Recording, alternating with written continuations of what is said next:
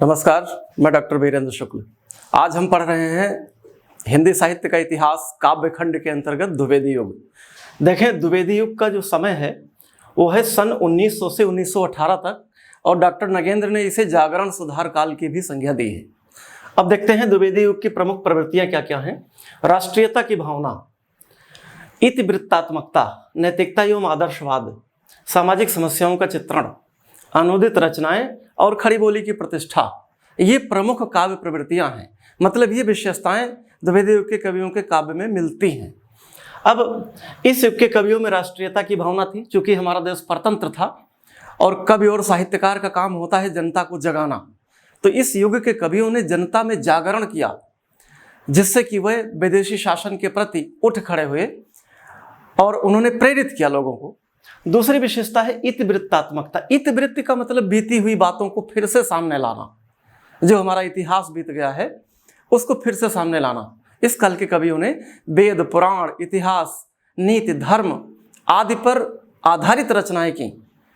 जो प्राचीन काल में हमारा देश विश्वगुरु था, हमारे इतने समृद्ध हमारा साहित्य था, हमारा समाज बड़ा उन्नत था, पर्यावरण प्रदूषित नहीं था, तो उन चीज़ों को एक बार फिर से देशवासियों को याद दिलाने का काम इस युग के कवियों ने किया है। उपदेशात्मक कविताएं ज़्यादा थीं। नैतिकता एवं आदर्शवाद इस युग की विशेषता रही है। सामाजिक समस्याओं के चित्रण में भी ये पीछे नहीं थे। अनुदित रचनाएं का मतलब प्राचीन काल की रचनाएं, चाहे वेद हों, पुराण हों, उपनिषद हों, अन्य आरण्यक हों, ब्राह्मण ग्रंथ हों, किसी अन्य भाषा के ग्रंथ हों, उन सब का अनुवाद इस काल के कवियों ने किया है। और खड़ी बोली की प्रतिष्ठा, इसी काल के कवियों ने खड़ी बोली को प्रतिष्ठित कर दिया है। अब देखें प्रमुख कवि कौन कौन से थे। आचार्य महावीर प्रसाद द्विवेदी, इन्हीं के नाम से द्विवेदी युग चला है। देखें, हिंदी साहित्य में दो प्रमुख द्विवेदी हैं, एक आचार्य महावीर प्रसाद द्विवेदी, दूसरे डॉक्टर हजारी प्रसाद द्विवेदी, और शांतिप्रिय द्विवेदी भी हैं। लेकिन हम दो प्रमुख द्विवेदी की चर्चा करते हैं तो द्विवेदी युग आचार्य महावीर प्रसाद द्विवेदी के नाम से चला। और अयोध्या सिंह उपाध्याय हरिओध, मैथिली शरण गुप्त, श्रीधर पाठक, नाथुराम शर्मा, राय देवी प्रसाद पूर्ण, लाला भगवान दीन, बाल मुकुंद गुप्त, सियाराम शरण गुप्त, राम नरेश त्रिपाठी, रामचरित उपाध्याय, जगन्नाथ दास रत्नाकर, गया प्रसाद शुक्ल सनेही, कामता प्रसाद गुरु और मुकुटधर पांडे, ये कुछ प्रमुख नाम हैं जो आपकी परीक्षा की दृष्टि से उपयोगी हैं। यद्यपि मुकुटधर पांडे को आचार्य रामचंद्र शुक्ल छायावाद का प्रवर्तक स्वीकार करते हैं। तो ये प्रमुख कवि रहे। अब हम इसमें से जो खास कवि हैं, जैसे महावीर प्रसाद द्विवेदी, हरिओध, मैथिली शरण गुप्त, जगन्नाथ दास रत्नाकर, इनके बारे में संक्षेप में वो महत्वपूर्ण चीज़ें देखेंगे जो परीक्षा की दृष्टि से उपयोगी हैं। तो हम आते हैं महावीर प्रसाद द्विवेदी।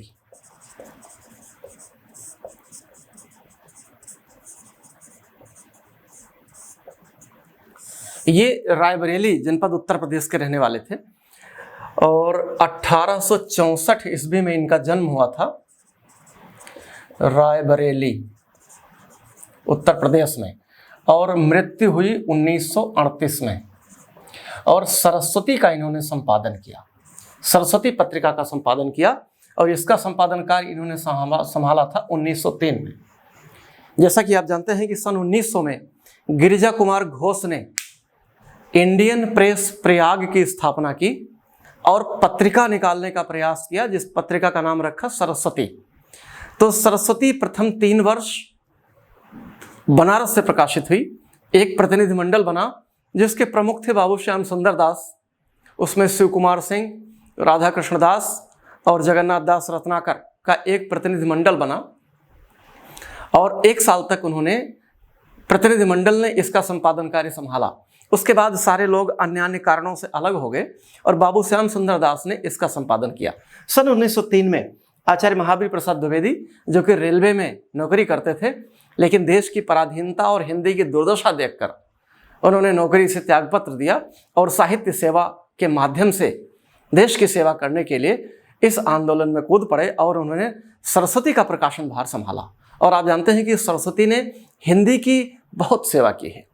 आचार्य महावीर प्रसाद द्विवेदी सारस्वत प्रतिभा के धनी थे लंबी चौड़ी कदकाठी, बड़ा चेहरा, रौबदार रोबेली तगड़ी वाली मूछें, आदमी देखकर ही उन्हें डर सा जाता था।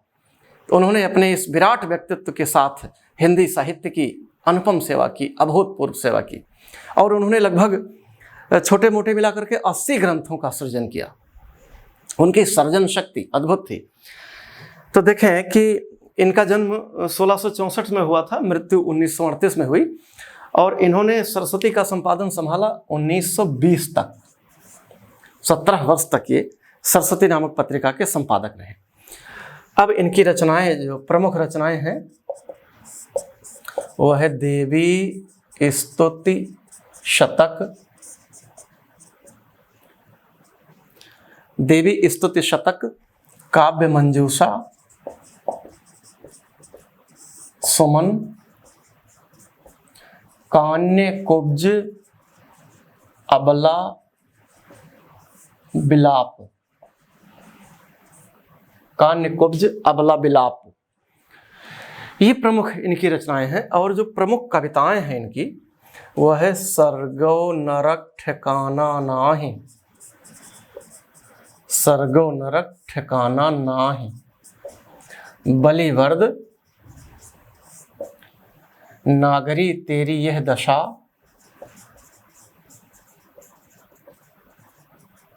हे कविते, ये इनकी प्रमुख रचनाएं हैं। आगे बढ़ते हैं। द्विवेदी जी बड़े सामर्थ्यवान कवि थे। इनके नेतृत्व में, जैसे भारतेंदु के नेतृत्व में पूरा भारतेंदु मंडल था, ऐसे द्विवेदी जी के नेतृत्व में एक द्विवेदी मंडल था। उनके आभा मंडल के तले प्रमुख कवियों ने साहित्य के माध्यम से समाज सेवा की थी, और अनुदित रचनाएं उनकी बहुत बेहतरीन हैं। उन्होंने बिहार वाटिका नाम से गीत गोविंद की संक्षिप्त टीका लिखी है। गीत गोविंद जो कि जयदेव की रचना है संस्कृत साहित्य की, उसका अनुवाद किया इन्होंने खड़ी बोली में और नाम दिया बिहार वाटिका। एक अगला जो किया इन्होंने गंगा लहरी, ये पंडित राज जगन्नाथ जो संस्कृत के कवि हैं, उनकी गंगा लहरी का खड़ी बोली में अनुवाद किया। और ऋतु तरंगिणी, ये ऋतु संहार का, कालिदास के ऋतु संहार का खड़ी बोली में इन्होंने अनुवाद किया। और इन्होंने किरातार्जुनीयम का भी अनुवाद किया है। किरातार्जुनीयम जो कि भारव की रचना है, संस्कृत के बहुत बड़े कवि हैं भारव, इनका भी खड़ी बोली में अनुवाद किया है। और इन्होंने और भी ढेर सारे अनुवाद किए, क्योंकि अनुदित रचनाएं उस काल की खास विशेषताएं हैं। अब हम दूसरे कवि की चर्चा करते हैं, हरियोध जी की। पूरा नाम था इनका अयोध्या सिंह उपाध्याय हरियोध। इनका जन्म आजमगढ़ उत्तर प्रदेश में हुआ था। 1865 और 1945, आजमगढ़ उत्तर प्रदेश। इनकी जो प्रमुख रचना है वो है प्रिय प्रवास।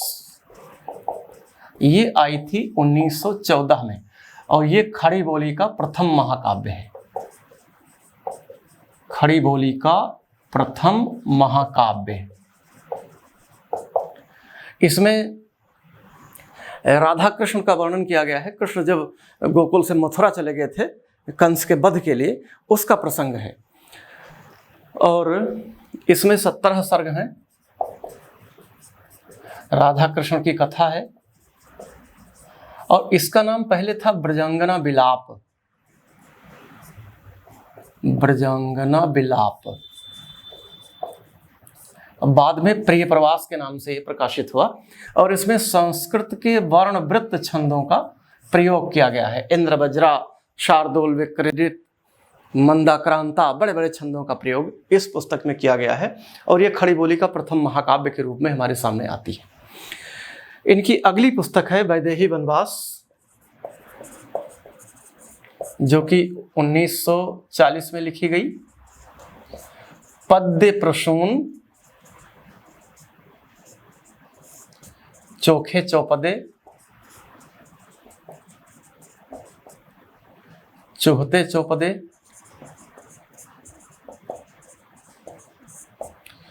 और इन्होंने एक रीति का भी ग्रंथ लिखा है, रस कलश, ये रीति ग्रंथ है, रीति ग्रंथ है रस कलश। और एक और ग्रंथ है इनका पारिजात। आगे बढ़ते हैं, अब चर्चा करते हैं राष्ट्र कवि मैथिली शरण गुप्त की। मैथिली शरण गुप्त हमारे सम्मुख राष्ट्र कवि के रूप में उभरते हैं। इन्हें महात्मा गांधी ने राष्ट्र कवि की उपाधि दी थी, तो ये सबसे महत्वपूर्ण है द्विवेदी युग के मैथिली शरण गुप्त।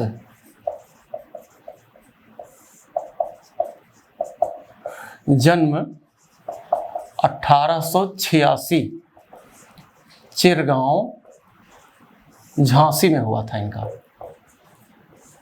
ये झांसी के रहने वाले थे, चिरगांव के। और इन्हें आधुनिक युग का तुलसी स्वीकार किया जाता है। 1964 ईस्वी में इनकी मृत्यु हुई थी और आधुनिक तुलसी की उपाधि इन्हें दी जाती है। और हरियोध जी, जिनका जिक्र अभी हम पीछे कर रहे थे, उन्हें आधुनिक युग का सूरदास गणपति चंद्र गुप्त जी ने कहा है। मैथिली शरण गुप्त जी की रचना जो है वो इनकी प्रथम कविता, जिसका नाम था हेमंत, ये हेमंत नाम की जो इनकी कविता है, ये 1905 में सरस्वती में प्रकाशित हुई थी। और प्रथम जो संग्रह है वो है रंग में भंग, ये 1909 में प्रकाशित हुआ था। मैथिली शरण गुप्त जी ने इस तरह हिंदी साहित्य की सेवा की। और इनकी रचनाएं देख लेते हैं हम। रंग में भंग,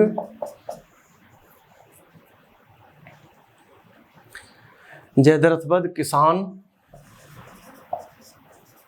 जयद्रथ वध किसान, बिकट भट्ट,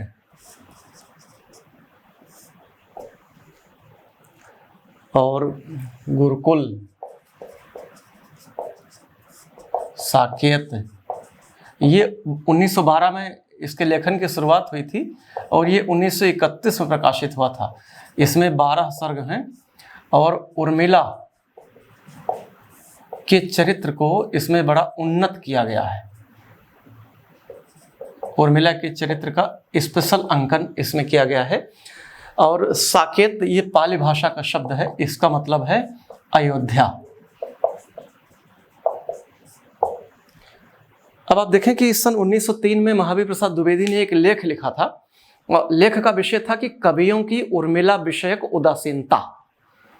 मतलब कि राम कथा में उर्मिला जो लक्ष्मण की पत्नी थी, जिन्होंने सबसे ज्यादा तकलीफ झेली, उनके दुख को हर कवि ने उपेक्षित किया है। उस पात्र को किसी ने उन्नत करके नहीं दिखाया है। तो यह बात महावीर प्रसाद द्विवेदी को चुभी। उन्होंने लेख लिखा कि कवियों की उर्मिला विषयक उदासीनता, और इसे मैथिली शरण गुप्त जी ने अंगीकार किया और फिर उनसे प्रेरित होकर इन्होंने साकेत नामक महाकाव्य की रचना की, और जिसके 9वें सर्ग में उर्मिला को बहुत बेहतरीन ढंग से प्रस्तुत किया गया है। उर्मिला का विरह वर्णन बहुत शानदार बन पड़ा है। आगे बढ़ते हैं। भारत भारती, झंकार, यशोधरा, ये इनका चंपू काव्य है। यशोधरा मतलब इसमें गद्य पद्य दोनों का मिश्रण है। गौतम बुद्ध और उनकी पत्नी यशोधरा के जीवन पर आधारित है। और ये जो भारत भारती है, ये 1912 में प्रकाशित हुआ था। और इसी के कारण महात्मा गांधी ने इसे पढ़ा, प्रेरित हुए, और भारत भारती के कारण इन्हें राष्ट्र कवि की उपाधि दी। मानस भवन में आर्यजन जिसकी उतारें आरती, भगवान भारतवर्ष में गूंजे हमारी भारती, ये इनकी प्रमुख पंक्ति है जो लोगों को स्मरण है, आज भी स्मरण है। आगे बढ़ते हैं। द्वापर, ये इनका प्रमुख खंड काव्य था। जय भारत, विष्णु प्रिया,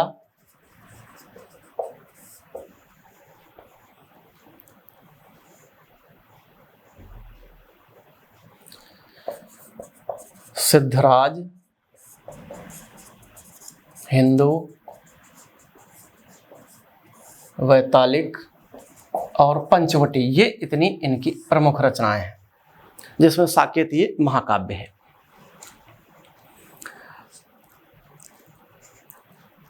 अब चंद्रहास, तिलोत्तमा और अनघ, चंद्रहास, तिलोत्तमा, अनघ, ये इनके गीत नाट्य हैं। ये तीनों इनके गीत नाट्य हैं। चंद्रहास, तिलोत्तमा, अनघ। आपसे प्रश्न आएगा कि अनघ किस विधा की रचना है, तब आप लिखेंगे गीत नाट्य है।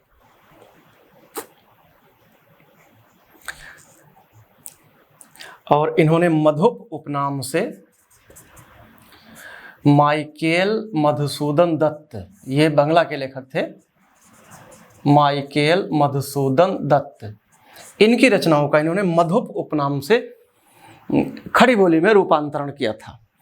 और मार्क्स की पुत्री जैनी के नाम पर, कार्ल मार्क्स, जो कि द्वंद्वात्मक भौतिकवाद और साम्यवाद के प्रणेता, कार्ल मार्क्स की पुत्री का नाम था जैनी, और जैनी के नाम पर जैनी नामक एक काव्य इन्होंने लिखा था, एक कविता लिखी थी जैनी नाम से।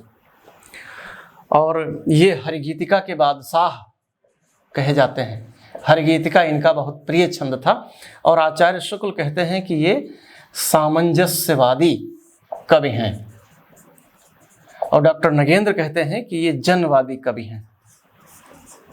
ये कुछ प्रमुख चीज़ें हैं जो परीक्षा की दृष्टि से मैथिली शरण गुप्त जी के बारे में उपयोगी हैं।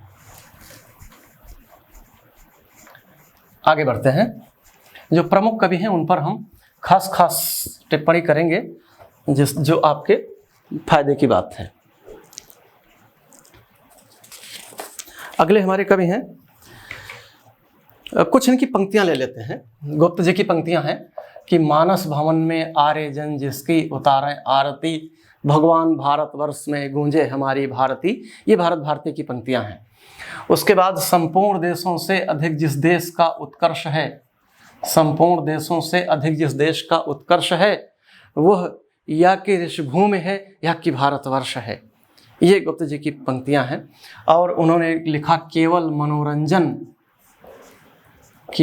मनोरंजन न कवि का कर्म होना चाहिए, बल्कि उसमें उचित उपदेश का भी मर्म होना चाहिए।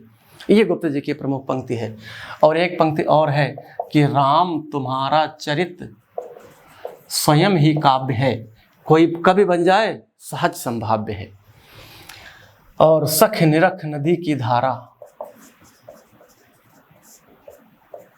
और निरख सखी ये खंजन आए,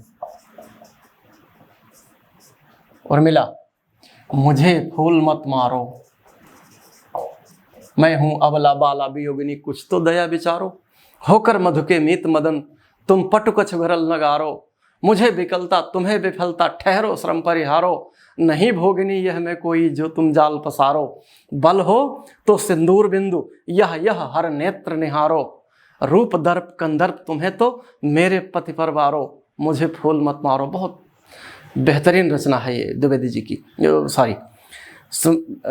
मैथिली शरण गुप्त जी की। बेदने तू भी भली बनी, बेदने तू भी भली बनी, ये भी एक चर्चित पंक्ति है। मेरे चपल बाल यौवन,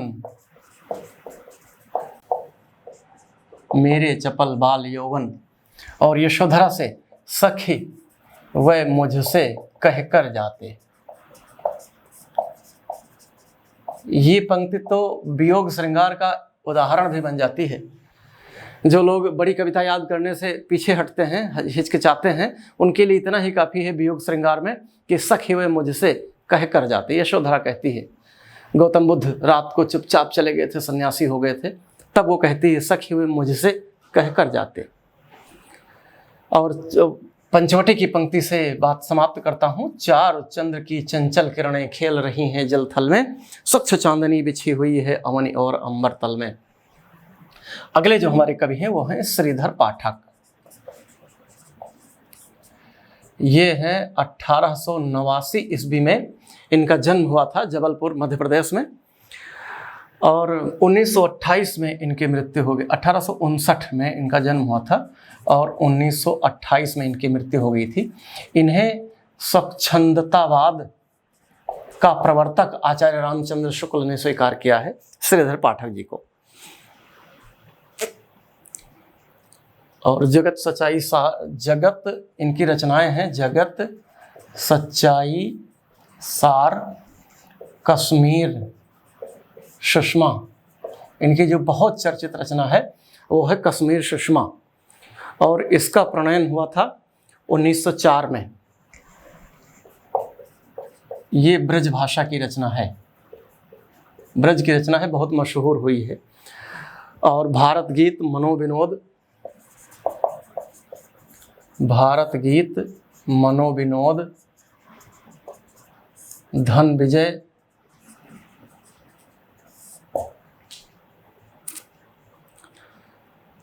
गुणवंत हेमंत, बनाष्टक, देहरादून, गुणवंत हेमंत, वनाष्टक, देहरादून, और स्वर्गीय वीणा, ये इनकी प्रमुख रचनाएं हैं।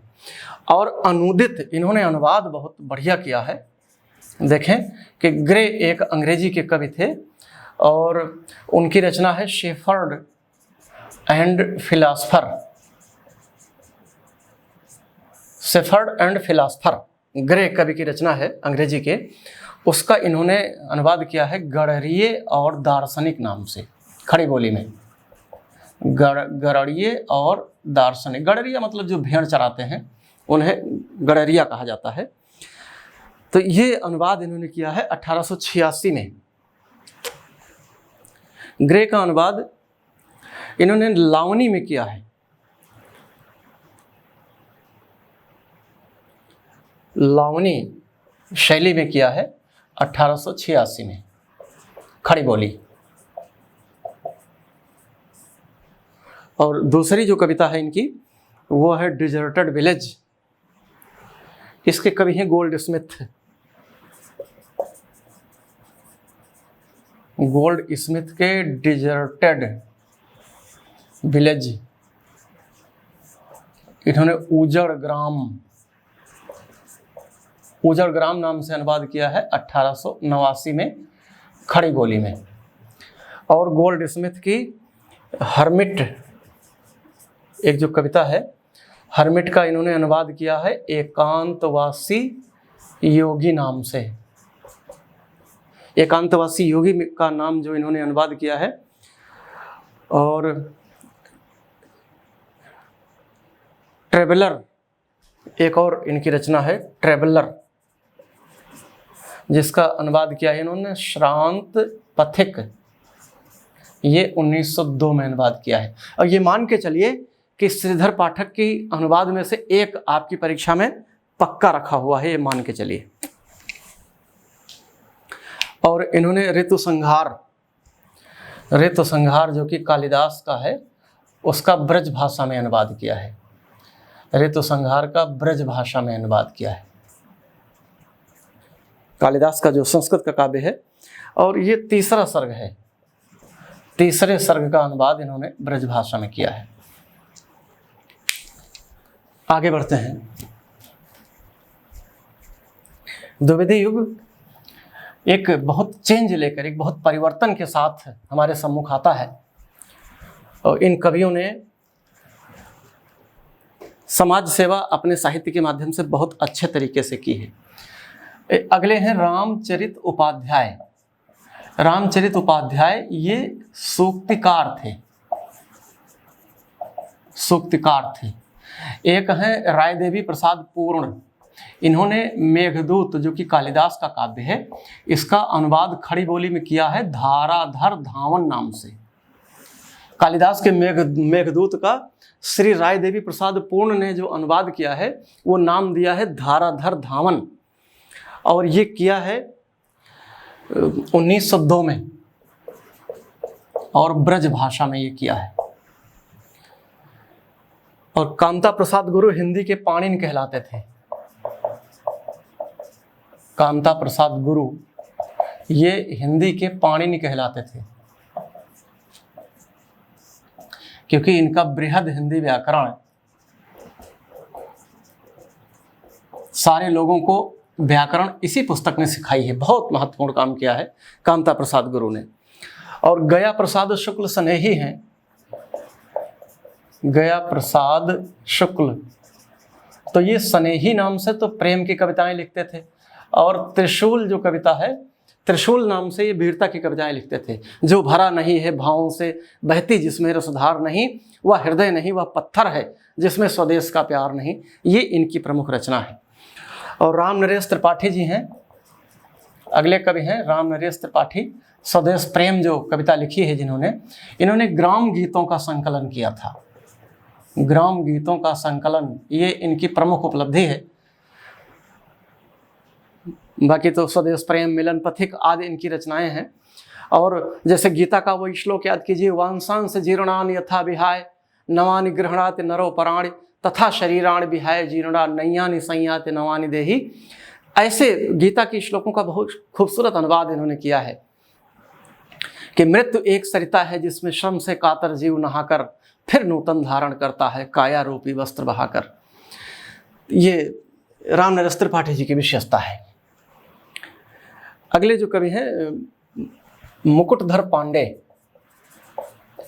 आचार्य शुक्ल ने इन्हें छायावाद का प्रवर्तक मानता। ये दो भाई थे, लोचन प्रसाद पांडे, और इन्हें पांडे बंधु कहा गया है। मुकुटधर पांडे, लोचन प्रसाद पांडे को पांडे बंधुओं की संज्ञा दी गई है। और अगले बड़े कवि हैं वो हैं जगन्नाथ दास रत्नाकर। इनका जन्म काशी में हुआ था 1886 में, और मृत्यु हो गई इनकी 1932 में।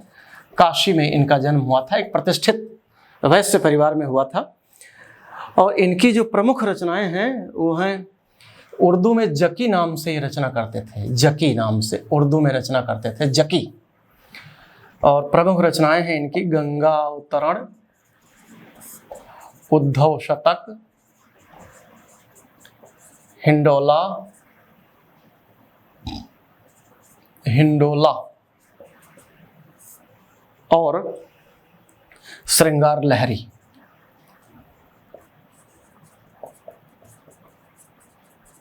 और एक अंग्रेजी के कवि हैं पोप। इनकी एक रचना है essay on criticism, essay on criticism. इसका इन्होंने अनुवाद किया था समालोचना दर्श नाम से, ये बड़ा मशहूर हुआ है।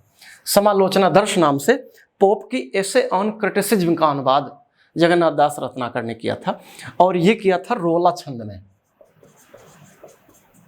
रोला छंद में, रोला बड़ा कठिन छंद माना जाता है। इसके बाद आता है सत्यनारायण कविरत्न। सत्यनारायण कविरत्न, कविरत्न इनकी उपाधि थी सत्यनारायण जी की। और इन्होंने उत्तर रामचरितम, जो कि भवभूति का है, संस्कृत के कवि हैं भवभूति का उत्तर रामचरितम, और मालती माधव, दोनों का इन्होंने अनुवाद किया है। अगर ये कवि ना होते तो जो संस्कृत के बड़े बड़े काव्य ग्रंथ थे, हम आप उनका रसास्वादन कर ही नहीं पाते, उन्हें पढ़ ही नहीं पाते, क्योंकि हमें तो हिंदी में अनुवाद चाहिए। तो इन बड़े कवियों ने बहुत मेहनत से, बड़े परिश्रम से बड़े बड़े काव्यों का, कई भाषाओं के काव्यों का इन्होंने हिंदी खड़ी बोली में अनुवाद किया, जिसके माध्यम से हम उन कवियों को, उन कविताओं को पढ़ सके। और मैकाले, लॉर्ड मैकाले जो थे, उनका एक काव्य है होरेशस, इसका इन्होंने अनुवाद किया, और ये अनुवाद ब्रज भाषा में किया है सत्यनारायण कविरत्न जी ने। और भ्रमरदूत, इनका जो प्रमुख काव्य है वो है भ्रमरदूत। उसमें एक लाइन लिखी है, लखनऊ की कीचड़ को देखकर कहा कि या माटी तो मेरे कन्हैया भी न खाते, क्योंकि भगवान श्री कृष्ण माटी खाने के लिए विख्यात थे। तो इन्होंने लिखा है, या माटी तो मेरे कन्हैया भी न खाते, सत्यनारायण कविरत्न। ये इनकी विशेषता है। और इस युग में मैथिली शरण गुप्त और लोचन प्रसाद पांडे, ये दोनों प्रगीतकार थे, प्रगीतकार थे द्विवेद युग के।